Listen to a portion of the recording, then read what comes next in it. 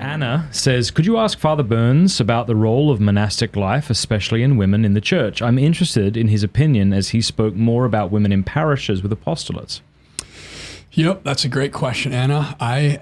One of my best friends is a Carthusian monk, which is the most radical order on the face of the earth. Do you have time to tell us about them? Yeah. Because I hear about Carthusians. You hear stories, you don't know if they're true. I hear that if you're a Carthusian monk, they just throw you in the ground and there's no actual graveyard or anything to signify that you were the one buried there. Tell me that's true. It's true. Cool. It's true. At the center. So I got to visit. He just got ordained last year, and I got to go visit.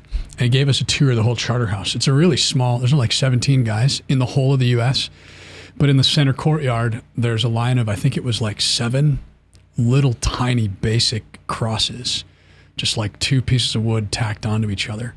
And he said, you're literally placed on a plank, because I asked him that, placed on a plank. The brothers pray you out to the courtyard. There's a hole dug, dropped in and buried. Freaking so cool. I was like, how do you know who's who though, in case you need? He's like, the prior keeps a record of which in the line is who, but there's no name, there's no other mark but the cross. So they don't even know, unless they can remember, over the years, who was buried where. Because they attempt to not exist in any visible fashion. If they publish a book, it's always a Carthusian, the author. It's never in the name of the Carthusian who published it, except for Bruno and then a couple of their major superiors who have had a big influence. Anyways, do you want more about the Carthusians? Yes, if you want to give it. Well, the silence thing? Have you seen Into Grand Silence? Yeah, I need to read that. I need to watch that again. But so they live this radical silence, wherein only one day a week do they interact communally. They go for a long walk and they speak, but otherwise they just live in silence. Like they just, they're on their own in a cell. So they're hermits in community, slightly different from monastic community that would be like a monastery of common life. They actually have their own hermitage, their own apartment, square cell with a garden, and they're in charge of producing something from the garden that benefits the community. So like my buddy was saying, the first couple of years he was there, each year they order seeds from the guy whose house job is to order the seeds. And you put down the number for what you want, and it's supposed to contribute in some way, even if it's flowers for the chapel. One of the guys had to buy carrots, and he entered the number on the sheet, and he put down the number for spicy radishes. Oh. So he bought a year's supply of what he thought would be carrots, but all spicy radishes. And so as stewards, problems of a Carthusian. Yeah, and they're like, we can't throw these away, so plant them, grow them, and contribute. And they get their lunches from the effect, like someone brings lunch to them each day, one guy's house job, one of the brothers. And he said, you were receiving radishes every day for like the guy's like, weeks. Sorry. Yeah, but they could only do that once a week because they only talk once a week. So you'd spend the whole week trying not to grow bitter. The spicy radishes are back for the love of God. When are they finished, brother? And it's like, I'm sorry, there's so many more. There was one monk who loved spicy radishes and prayed for a taste of spicy The day radishes. has come, the Lord in fact provides. Oh man. That is funny. So presumably he's telling you this on his one day he can communicate? He came out. He can't talk to the outside world. This was after his one long retreat, like two 6-month long retreats. He came out to test his vocation in the world. When they go back in, they don't leave, and they only communicate with the outside world. He can write 7 letters per year, only at Christmas. And so like the first year he wrote a letter to me with like 25 other guys' names, like dear Johnny at the time, and all these people. I was like, I don't know if you might want to check if that's obedience or not, because I think you just wrote a letter to 25 guys. I'm not asking you to photocopy this and send this to my friends. Totally. If you want to. But I needed it. So anyways, now he only writes a letter once a year, and I don't always get one because he can only send 7. But it's a radical life. What I'd say about it, he was one of my 3 best friends in seminary, and he left after a year and a half to go join them. I feel, and I believe that I am closer to him now than I was while we were in seminary together, because I think of him and I pray for him daily. I cherish every communication that we have.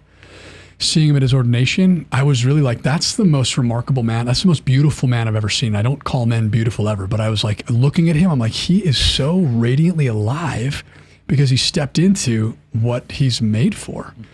And he tells a story about another Carthusian who tells a story about a greyhound. This is a guy from New York. The monk had a brother in upstate New York. And he was a big fan of dogs. This is a true story. Big fan of dogs. And he found out you can get a greyhound, a retired greyhound from the racetrack. But, they retire them early because of arthritis. They don't hurt themselves. Poor things. Yeah, they run them until they're not really well.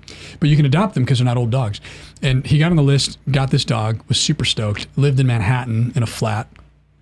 He was guaranteed that the dog was trained and, immunized, all the things.